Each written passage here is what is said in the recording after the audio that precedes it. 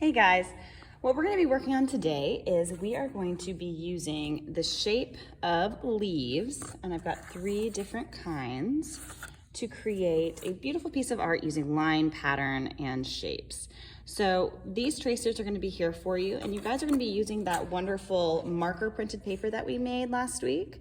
You should have had a chance to make 2 different versions so that you could pick the one that you wanted for the project and one to either donate to the classroom so we can use it for scrap paper, or you could take it home and do something with it.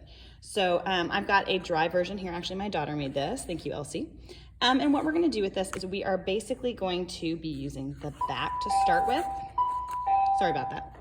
And you are going to lay the tracer on where you think the best color is. So you'll need to kind of be aware, like the middle is good for me, so I'm going to flip it over and trace this out with pencil, and then I'm going to cut it out. Now the reason you're not drawing on the front is because if you make mistakes with your pencil, it's a little bit harder to erase and you don't want to see those yucky lines. So draw it on the back, and then once you trace it, you're going to cut it out, and that's what I've done over here.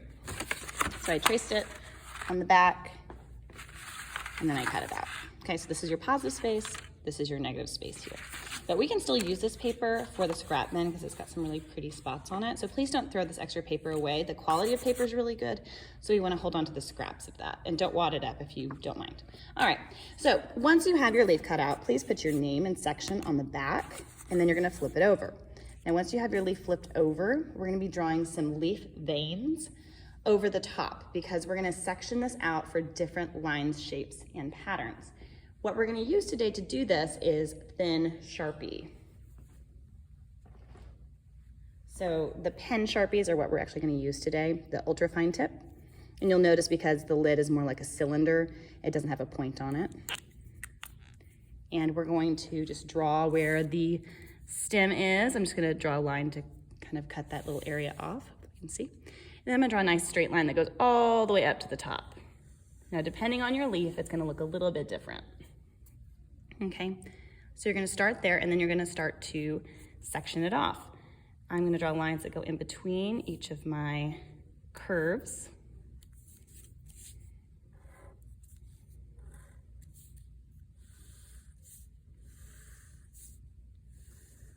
And as long as I have enough spaces for maybe 10 to 12 patterns, I'm in pretty good shape. I'm actually going to add extras though, because I think I'm going to add a lot of patterns. So I'm also going to go in all of the little valleys here. And they don't have to be even. Leaves aren't perfect. If you're nervous about this step, you can always use pencil first. All right, so I'm positive there's more than 10 to 12 spaces on here. So I'm ready to start adding my patterns. So I'm going to try to put some examples up on the board for you or hand out a worksheet, but if you're at home, you can look up Zentangle patterns and designs, or maybe use Mendi and Henna designs. That's what we're doing in 4th and 3rd grade. They have lots of good patterns and shapes. And I want you to fill each of these spaces carefully with different patterns. So you could do zigzags, you could do checker pattern, you can do hearts, clouds, flowers. There's lots of different patterns you can use, but if you're in 5th grade working on this project, I want you to try to come up with a little bit more complex patterns. So maybe not just zigzag lines, maybe do a double zigzag and then put stripes inside of those zigzags, or put some dots in there. But you want each pattern to repeat. That's the point of a pattern. And each of these sections should be a different pattern. That's also important. We want to have variety in our leaf. So I'm going to leave this one, and I'm going to show you what it looks like when they're done. Now my example, I used the regular fine tip Sharpie, not the ultra fine tip. And I think I'm gonna really like the fine tip better. But if you have any areas that need to be filled in with black, you can see this pattern right up here. There's a lot of filled in space. You can use a regular fine tip to fill that in. But each one of these patterns is very different and unique. So this is what we're gonna work on today. Let's get our supplies and get started.